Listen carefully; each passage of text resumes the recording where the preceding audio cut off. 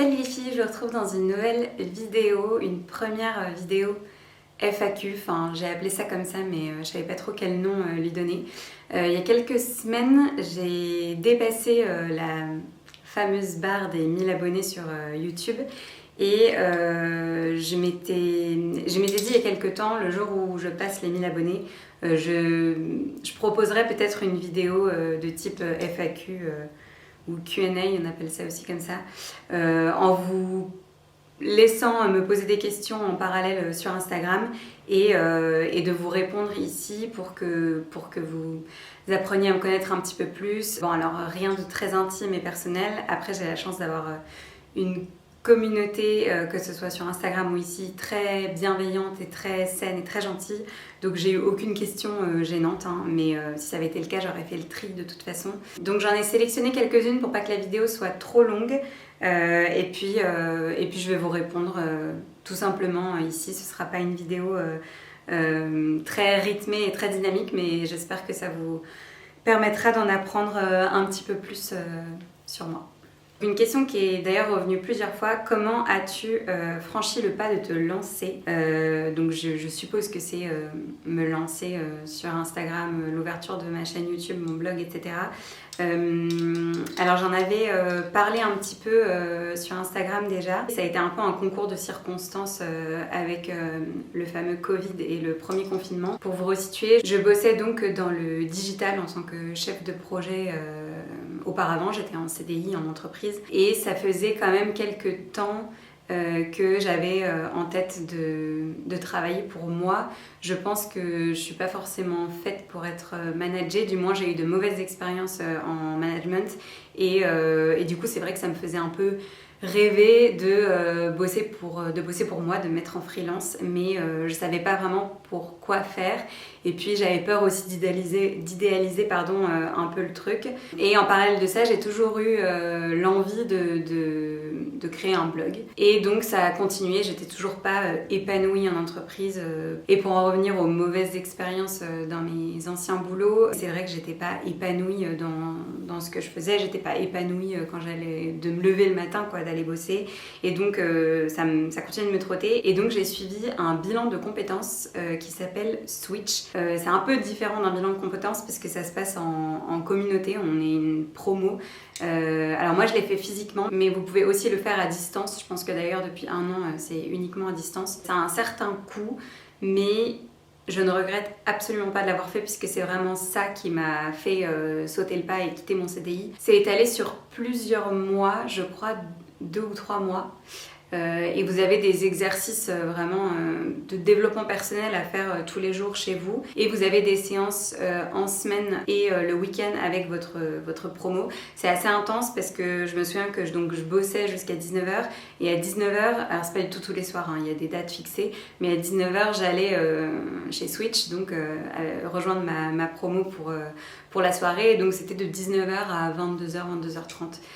Mais bon, c'était génial, ça m'a vraiment permis de faire un gros travail sur moi-même, sur ce que je voulais faire. Ça nous aide vraiment, ça nous accompagne dans ce switch et ça nous aide à switcher justement. Et il y a plusieurs levels de switch en fait. Ça peut être juste de passer en 4/5e dans votre boulot ou de changer de poste dans votre même entreprise ou de vous reconvertir ou de changer de boîte. Enfin, le switch est assez large en fait. Et donc moi j'ai terminé mon switch en juin. J'ai laissé passer l'été, les vacances, etc. J'avais pris des congés. Et en rentrant de mes vacances, je me suis dit mais en fait non, il faut que je parte quoi. Donc du coup, j'ai demandé une rupture conventionnelle que j'ai réussi à obtenir. Et du coup, j'ai pu quitter mon CDI assez rapidement avec le préavis, etc. Et je me suis lancée en freelance. J'ai fait d'abord du community management. Et puis j'ai lancé en parallèle mon blog. J'ai commencé un peu à développer mon Instagram, etc. Et puis il y a eu le Covid, premier confinement. Donc finito le community management en freelance voilà, au début de ce confinement. Et du coup, je me suis mise à 100% sur mon blog. J'ai lancé ma chaîne YouTube à ce moment-là. J'ai continué à bien développer mon Instagram, à vous proposer plus de contenu. Et pour l'instant, pour en suivre à une autre question qui est revenue plein de fois, comment fais-tu pour vivre de tes vidéos? As-tu une autre activité? Arrives-tu déjà à vivre de tes réseaux sociaux? Enfin, la question est revenue plusieurs fois. Je ne vis pas du tout de mes vidéos, ni de mon blog, ni d'Instagram. Je sais que ça va prendre... Enfin, si j'y arrive, mais ça va prendre beaucoup de temps. Donc pour l'instant, je me donne un peu de temps. Comme vous l'aurez compris, j'ai pas d'autres activités là, en ce moment même, en parallèle. Je suis vraiment à 100% sur la création de contenu, que ce soit sur Instagram, sur YouTube et sur mon blog. Je commence petit à petit à avoir de jolies petites collaborations, mais vraiment ça se compte sur les doigts d'une seule main, c'est minime, mais je suis super contente et aucun regret de m'être lancée. J'ai jamais été aussi motivée, aussi épanouie et aussi contente de me lever le matin. Je bosse aussi beaucoup plus qu'avant, contrairement à ce qu'on peut croire, mais en fait, toute forme de création d'entreprise, d'entrepreneuriat en fait, et de projet, ça demande du temps, mais je le vois pas vraiment comme du boulot en fait. Je m'éclate vraiment. Et pour l'instant, je me donne encore quelques temps. J'ai mes objectifs en tête et on verra par la suite. Je pense que je reprendrai des missions peut-être de community management en freelance ou de ce type-là, enfin dans le digital. Mais pour l'instant, j'ai pas pour projet de retourner en entreprise, en CDI quoi. Alors ensuite, une autre semaine de repas prévue, c'était délicieux et hyper pratique, merci beaucoup. Et de rien, tant mieux, c'est le but que ça serve et que ça vous plaise. Alors je crois que c'était le 4e planning de repas que je vous ai posté là pour mars-avril, qui ne va là plus être vraiment d'actualité puisque j'essaye vraiment d'adapter à chaque fois avec des fruits et légumes et produits de saison. Donc oui, je vais en refaire un très bientôt. Ce sera une version du coup plutôt été, je pense. Je vais vous repréparer ça pour les beaux jours. Alors une autre question qui est revenue régulièrement, c'est par rapport au sport, à mon hygiène de vie. As-tu toujours été en forme physiquement comme actuellement ? Cette hygiène de vie niveau sport et alimentation a toujours été la tienne. Alors, pour partir de base, petite et pendant mon enfance, j'ai toujours fait du sport. Enfin, j'ai fait 10 ans de danse classique, contemporaine et moderne jazz. Puis j'ai complètement arrêté. Je me dis d'ailleurs qu'un jour je reprendrai, j'aimerais beaucoup. Mais donc j'ai toujours quand même eu une activité physique et sportive. Après, comme quasi tout le monde, je pense, arrivé de mes études, j'ai un peu lâché le truc. J'ai découvert ce que c'était de plus sortir, vie étudiante, donc je mangeais pas très bien et j'avais un peu arrêté le sport. Et puis, en fait, c'est en master, donc fin de mes études. Je suis partie à Séoul pour un semestre à l'université de Séoul. Et là, je suis partie avec une fille, enfin une copine maintenant, qui était de mon école mais que je connaissais pas très bien. Et en fait, on est devenus très amies là-bas et elle faisait pas mal de sport et elle m'a énormément motivée et c'est en fait un peu grâce à elle, même carrément grâce à elle que je me suis remise au sport. Elle faisait le Top Body Challenge à l'époque et donc je me suis remise au sport avec le Top Body Challenge.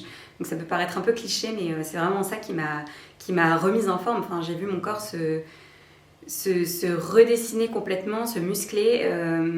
Alors oui, j'étais pas du tout en surpoids, j'ai jamais été en surpoids, mais c'est vrai que j'étais plus molle, j'étais plus du tout musclée à cette période-là.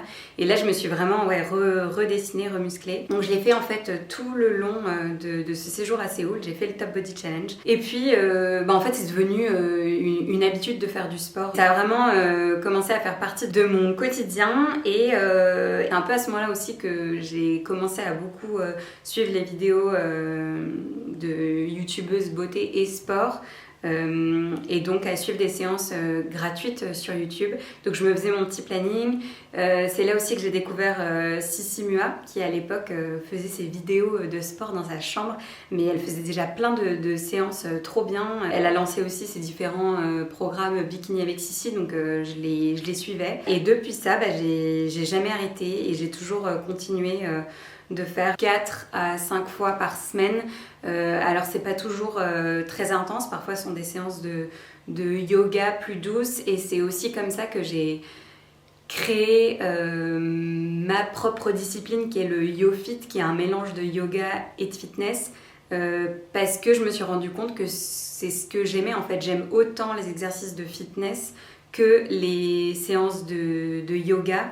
Ça permet d'allier à la fois la douceur, les étirements, de faire du bien à ses muscles, du bien à son corps, à son système digestif, que les exercices de fitness qui vont être parfois beaucoup plus cardio et plus intenses.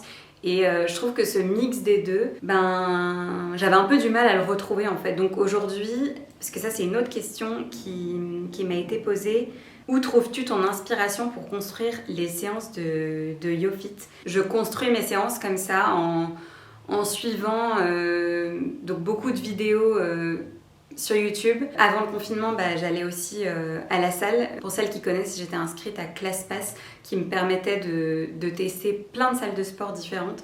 Donc je me bookais un peu des cours par-ci par-là et c'est aussi comme ça que je m'inspirais beaucoup en allant à des cours de pilates, à des cours de yoga, de danse, de fitness, de boxe aussi. J'essaye de m'inspirer de tous ces cours-là pour me créer mes séances comme moi je les aime et du coup de vous partager le type de séances que j'adore et qui fonctionne bien sur moi. Pour l'instant, ça a l'air de vous plaire, donc j'essaye de vous proposer des choses parfois plus douces, parfois plus intenses, toujours sans prendre de risques, puisque je vous le répète à chaque fois, je ne suis pas diplômée professeure de sport, ça fait juste maintenant des années que je pratique. Et j'essaye aussi de tenir compte des conseils que j'ai de mon kiné pour ne jamais que vous fassiez mal.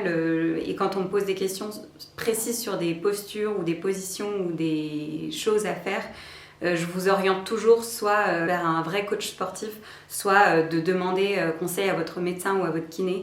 Je vous partage vraiment des petits exercices simples, jamais des postures de yoga très compliquées, etc. C'est vraiment de la pratique pour se muscler, se tonifier, faire du bien à son corps et à son mental, et puis brûler des graisses, transpirer, etc. Alors rien à voir, on m'a demandé quelle est ta couleur préférée. Alors en lisant ça, je me dis que je vais juste vous mettre quelques images d'objets, accessoires, fringues, etc. Que je possède, et puis je vous laisse voir que c'est le rose blush, le vieux rose, c'est clairement ma couleur préférée. Ensuite, quel âge as-tu? J'adore ton compte, tu es vraiment très naturelle et inspirante. Merci beaucoup. C'est très gentil, tous vos messages me touchent beaucoup, beaucoup, beaucoup à chaque fois. Ça me fait penser à une autre question que j'ai lue, que je vous lirai après. Donc quel âge as-tu? J'ai 28 ans, tout simplement, je suis de février, donc j'ai eu 28 ans en février. Et l'autre question à laquelle je pensais que j'ai lue, c'est es-tu toi aussi beaucoup affectée par le manque de bienséance, politesse de tes abonnés? Alors pas du tout, j'ai trop de chance, j'ai vraiment une communauté, alors j'aime pas trop ce terme, mais enfin des abonnés, une communauté vraiment bienveillante, gentille, saine, très délicate, toujours polie en fait. Enfin vous êtes vraiment adorables. Je dis maintenant quasi tout le temps les filles parce que j'ai principalement des filles, des femmes qui me suivent. Alors je sais qu'il y a quelques garçons. Mais au final j'ai l'impression que ce sont plutôt des potes ou de la famille, donc c'est vrai que j'ai tendance à dire beaucoup plus les filles, mais non j'ai beaucoup de chance. Après je sais que c'est lié au fait que j'ai 5000 abonnés sur Instagram, 1000 à peu près sur YouTube. Il n'y a pas encore trop de place pour les personnes trop critiques et trop mauvaises, mais peut-être que ça viendra, mais j'espère pas. Alors une autre question qui est revenue très souvent, ton parcours d'études, quel est ton parcours pro? Petit retour en arrière, j'ai fait un bac ES, j'étais très nulle en maths, j'ai pas du tout l'esprit scientifique et puis je ne suis pas spécialement littéraire. J'étais pas mauvaise en langue ni en français, mais voilà, pour moi le bac L c'était vraiment être un grand littéraire, ce que je n'étais pas du tout, donc j'ai fait bac ES comme ceux qui savent en général pas trop quoi faire. Je savais pas trop ce que je voulais faire, j'ai très longtemps voulu être institutrice, mais ce qui m'intéressait et m'intéresse toujours, parce que je fais pas du tout encore une croix dessus, peut-être qu'un jour, mais voilà, ce qui m'intéresse ce sont les maternelles. Et le problème quand on est institutrice, c'est que on n'a pas le choix. J'en ai déjà discuté avec certaines d'entre vous qui sont institutrices. On n'a pas le choix entre être en maternelle ou avoir des CM2, et pour moi c'est pas du tout pareil. Mais voilà, ça a longtemps été quelque chose qui me faisait envie et qui me faisait, voilà, dans lequel je me voyais bien. Et au final, après le bac, je suis partie en école de communication et marketing à Lille et j'ai fait mes 5 années là-bas. Je pensais d'abord faire une licence puis partir à Paris pour mon master et au final je suis restée à Lille. L'école s'appelle ISTC, peut-être que certaines connaissent. Et en fait j'ai adoré ces 5 années là-bas. C'est là que j'ai rencontré Romain, que je me suis faite mes meilleurs amis, j'ai fait partie du BDE, enfin c'était vraiment génial. Et au cours de mes études à Lille, je suis partie en échange universitaire à Madrid, à Séoul. Donc j'ai fait quand même 2 semestres à l'étranger, c'était incroyable. Puis des stages tous les ans, donc c'était trop bien. Meilleure période de ma vie, jusqu'à maintenant je crois, puisque maintenant que j'adore ce que je fais, je suis tout autant épanouie. Alors, on en revient un peu au sport. Quels sont tes secrets pour rester mince? Alors, il n'y a pas vraiment de secret. J'ai conscience que de base, c'est ma morphologie et que c'est aussi héréditaire. Enfin, je vous le disais, j'ai jamais été en surpoids. Après, pour moi, c'est de manger sainement, mais sans se priver et sans se restreindre, essayer d'avoir une alimentation bien équilibrée. C'est d'ailleurs aussi bon pour votre corps que pour votre peau, votre énergie, etc. De maintenir une activité physique, sportive. Je sais que c'est pas évident en ce moment puisque les salles sont fermées, mais on trouve tellement de choses sur internet, même gratuitement en fait. Moi je vous propose des séances de YoFit, mais vous avez plein d'autres personnes qui proposent des vidéos. Je pense que déjà se tenir à 3 petites séances par semaine, c'est un bon rythme pour se maintenir en forme. Après, même si on est à 1 ou 2 séances, c'est déjà super. Et puis, voilà, la troisième chose, c'est de boire beaucoup d'eau, parce que ça permet de se drainer, d'éliminer, de s'hydrater et donc de mieux digérer, d'avoir moins de cellulite. Voilà. Donc j'ai pas vraiment de secret, je pense que l'alimentation, le sport et l'eau, je vois pas trop d'autres secrets. J'ai pas de remède miracle, si seulement ça existait, on serait déjà toutes au courant. Est-ce que vous voulez quitter Paris? Où rêverais-tu de vivre? Oui, on aimerait quitter Paris. On sait pas quand est-ce que ça se fera, là c'est un peu en stand-by en fait avec toute cette situation. Mais oui, on aimerait partir. On aura fait de superbes années ici à Paris, même si moi de base j'ai jamais été fan de Paris. C'est aussi pour ça que j'étais partie faire mes études à Lille. J'avais envie de faire mes études en province, d'être dans une ville à taille plus humaine. Mais bon, pour les opportunités professionnelles, les amis, l'amour, etc., je suis venue à Paris. C'est vrai qu'on se rend compte que les loyers sont extrêmement chers, impossible d'avoir un extérieur. Et ça, c'est ce qui nous manque le plus aujourd'hui. Donc oui, on a envie de partir et on rêverait de vivre dans le sud. Alors le sud, c'est large et je dis sud parce que c'est pas encore bien défini. On penchait pour le sud-ouest et puis finalement le sud-est. Donc tout est un peu flou, mais oui, on a envie de partir en province et plutôt dans le sud. Ton organisation pour les courses alimentaires. Alors, vu que c'est un sujet, c'est une vaste question, et que j'ai prévu de faire une IGTV ou une vidéo YouTube à ce sujet, tes découvertes de marques préférées lors de tes études à Séoul, beauty, fashion. Alors, fashion, moins. Ou alors, j'ai pas en tête. Beauté, oui, beaucoup. C'est vrai que les Coréennes sont expertes dans le secteur des soins, etc. C'est là-bas que j'ai découvert la technique qu'ils appellent le layering, du nettoyage en 3 temps avec le démaquillage à l'huile. Depuis, j'utilise que ça. C'est là-bas que j'ai découvert la marque La Neige, qui est maintenant disponible chez Sephora. J'utilise d'ailleurs leur masque, qui est vraiment une superbe marque de soins. La marque Nature République, qui n'existe pas en France. Je pense que le jour où elle arrivera, ça cartonnera. Pas mal de produits de très bonne compo, de produits green. J'ai beaucoup acheté de cosmétiques chez eux. Voilà, ce sont les 2 marques que là, tout de suite, comme ça, j'ai en tête. Une autre question. Hello Alice, comment laves-tu et entretiens-tu tes mailles Cézanne? PS, trop fan de ton Insta. Merci beaucoup. Alors, j'avais évoqué du coup ce sujet en story parce que, en fait, c'est vous qui m'avez finalement apporté beaucoup plus de réponses et de conseils. Vous avez peut-être plein à me dire. Il faut mettre la maille dans un filet, en machine à laver. Ça sert à rien de s'embêter à laver à la main. En fait, le mieux pour l'entretenir, c'est de la mettre en machine à laver. En lavage vraiment délicat, spécial laine. Essorage 400 tours. Et de mettre du produit Mire, la grosse bouteille rose qu'on connaît toutes, je pense. Spécial laine et soie délicat.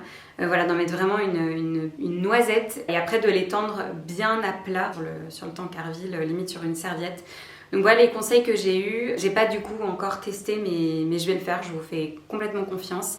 Jusqu'à présent, je les aérais. J'en avais bousillé certaines en les lavant à la main trop fort, j'en avais feutré. Donc on s'embête à les laver à la main et au final, c'est pas forcément la meilleure technique. Et je vous mets en barre d'infos une vidéo de Camille, les bonheurs de Camille, qui a fait une vidéo hyper claire et complète sur l'entretien de ses vêtements.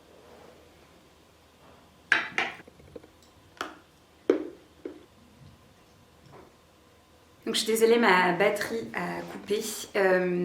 Du coup, entre-temps, j'ai mangé. Et pendant que je mangeais, j'ai réalisé aussi, je repensais à mes réponses, que j'ai eu beaucoup de questions par rapport à mon hygiène de vie, que ce soit sport et alimentation, mes secrets, etc. Donc j'ai déjà pas mal répondu à ça, mais je réalisais que j'avais plus parlé de sport et que côté alimentation, je vous ai dit que je m'étais remise au sport en partant à Séoul, et l'alimentation, ça a été un peu en parallèle en fait, quand on se rend compte, enfin en tout cas ça a été le cas pour moi, mais quand je me suis rendu compte que je me redessinais, que je me remusclais, etc.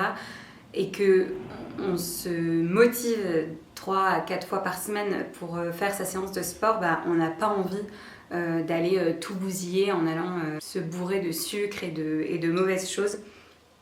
Donc j'ai commencé autant à m'intéresser en fait en parallèle à comment bien manger pour être en forme, pour avoir de l'énergie, pour tenir pendant mes séances de sport et pour donner les bonnes choses à mon corps, à mes muscles, etc. en fait. Parce que si on mange trop de sucre ou pas assez équilibré, on se rend vite compte que pendant les séances de sport, on ne tient pas, on n'a pas la force, on est épuisé, nos muscles ne résistent pas. Donc voilà, ça a été vraiment en parallèle de la remise en forme côté sport. Je me suis beaucoup intéressée à la nourriture, etc. Et voilà, je pense aujourd'hui avoir trouvé quand même mon bon équilibre. Je ne suis pas de régime en particulier, je suis quand même un gros bec sucré de base, donc j'ai pas du tout fait une croix sur le sucre. Je fais en sorte que ça reste un plaisir. Au quotidien, je termine toujours mon repas par du chocolat noir. Et ça c'est pareil, le chocolat noir, je pense qu'il y a des années, je détestais je pense le chocolat noir, enfin j'étais très chocolat au lait, chocolat blanc, mais c'est beaucoup plus sucré le chocolat noir. Alors là je mange du 80% en général, parce que j'adore ça, mais c'est vrai que c'est très fort, très amer. C'est un des aliments hyper conseillés quand vous avez vos règles, parce que c'est riche en fer. Moi j'en consomme vraiment tous les jours pour le coup du chocolat. Quel sérum Lazartigue utilises-tu? Il y en a 2 sur le site. Tu vois des résultats? Merci. Alors, toute la gamme Lazartigue que j'ai eu la chance de pouvoir tester, je vous avais fait une vidéo du coup routine à ce sujet. Ce sont encore les produits que j'utilise maintenant et j'en suis vraiment très contente. J'étais contente en fait de enfin trouver une gamme avec des produits de très bonne composition, mais qui sentent aussi bon, qui soient aussi agréables à utiliser, qui moussent. Donc moi j'ai toute la gamme Nourish Light. Et au niveau des sérums, en fait j'ai le flacon d'huile, l'huile des rêves, qui est un produit coup de cœur, que je mets à la fois sur mes pointes, qui ne graisse pas du tout, elle laisse pas du tout de fini gras, et je vais la mettre aussi en masque de nuit. J'essaye de m'y tenir une fois par semaine. Alors, elle a un certain prix, mais elle est top, et le flacon est gros, vous en mettez quelques gouttes, donc vraiment je vous la recommande à fond. Donc dans la question c'était le sérum, moi c'est le sérum Stronger que j'ai utilisé. Là j'en arrive à la fin. J'ai vu des résultats parce que mes cheveux ont beaucoup poussé avant que je les coupe. Après, malheureusement, j'ai beau faire tous les soins possibles et les masques possibles et ne jamais avoir fait de couleur, etc. et en prendre soin tout simplement. J'ai une nature de cheveux qui s'abîme très très vite. Donc ils ont poussé, après ils étaient quand même abîmés sur la fin. Donc je sais qu'il faut que je les coupe régulièrement. Dès qu'ils commencent à trop pousser, j'ai vraiment des queues de rats et c'est pas joli. J'ai vu la différence, ça m'a vraiment fait pousser mes cheveux et ça a vraiment renforcé ma base puisque je perdais beaucoup moins mes cheveux et surtout je n'avais plus du tout de démangeaison. J'ai le crâne hyper sensible en fait, alors je sais que c'est aussi lié au stress et à plein de choses. Je lave mes cheveux tous les 2 jours et en général je les lave pas forcément parce que mes cheveux sont gras mais juste parce que ça commence à me démanger. Et là le sérum m'a permis d'espacer et j'avais plus du tout de démangeaison et du coup plus du tout de pellicule. Donc je trouve qu'il est aussi bon pour lutter contre la chute de cheveux, aider à la pousse, assainir votre cuir chevelu puisque plus de démangeaison ni de pellicule. Bon, je vais terminer par une dernière question. Comment choisis-tu tes vêtements et tenues? Quels sont tes inspi? Eh bien comme vous, Instagram et puis des looks que je peux voir un peu par-ci par-là quand je vais, je sais pas, acheter un truc en particulier sur Cézanne ou Zara. Enfin, je dis au pif, je vais voir le look d'une des mannequins qui va me faire de l'œil. Et puis, même si on va pas retrouver forcément toutes les pièces ou qu'on peut pas tous acheter parce que ça coûterait trop cher, je vais essayer de me refaire un peu le look avec des pièces que j'ai déjà ou de modifier les couleurs, etc. Il y a plein de filles, mais en même temps il y a de quoi faire sur Insta, qui m'inspirent. Moi aussi, je suis influencée pour acheter tel jean, tel pull, tel bijou parce que je l'ai vu sur Instagram. Je suis énormément de youtubeuses et d'instagrammeuses, donc sont vraiment sur ces 2 plateformes que je trouve mes inspirations, que ce soit look et le reste en fait, déco, etc., etc. Et aussi de base, la mode mais la déco aussi ont toujours été des choses qui m'attiraient et qui m'intéressaient beaucoup. Donc voilà pour cette première FAQ. Et j'espère que ça vous aura donné un petit aperçu, que vous aurez appris des petites choses en plus peut-être sur ma personnalité. N'hésitez pas si vous avez des questions, n'hésitez pas aussi à commenter cette vidéo pour qu'on échange. Je suis toujours hyper contente en fait de vous lire et de voir que mon contenu vous plaît ou de lire aussi vos conseils. J'apprends plein de choses grâce à vous toutes au quotidien. Un immense merci aussi pour votre soutien. Si j'ai passé la barre des 1000 sur YouTube et des 5000 sur Instagram, c'est grâce à vous, grâce à votre soutien, encore une fois, à votre gentillesse, à votre bienveillance quotidienne. Donc voilà, merci du fond du cœur et on se retrouve la semaine prochaine pour une nouvelle vidéo. À bientôt!